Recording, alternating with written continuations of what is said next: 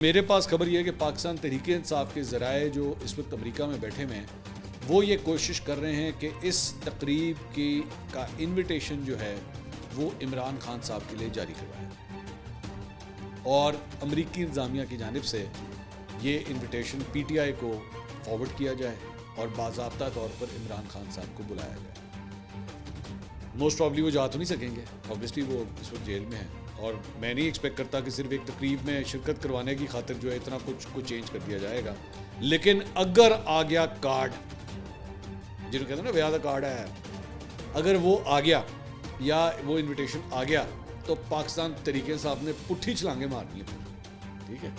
کہ آ گیا وہ شاہکار جس کا انتظار تھا، اکثر میں جو کہتا ہوں۔ تو پاکستان تحریک انصاف کے لیے بہت بڑے براؤنی پوائنٹس جو ہیں وہ ایڈ ہو جائیں گے سارے معاملے کے اندر، کہ دیکھا کیسا ہے، ٹرمپ نے اپنے یار عمران خان کو بلایا ہے، آیا۔ تو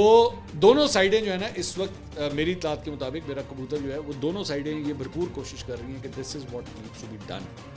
حکومتی سائڈ سے کوشش ہے کہ آفیشلی جو ہے وہ انویٹیشن دیا جائے، جو انویٹیشنز دیا جاتا ہے وہ آفیشیل ڈگنیٹریز کو دیا جاتا ہے، کیونکہ یہ کورسپونڈنٹ حکومت کے ساتھ ہوتی ہے، حکومت کی سیاسی جماعتوں کے ساتھ عام طور پہ نہیں ہوتا۔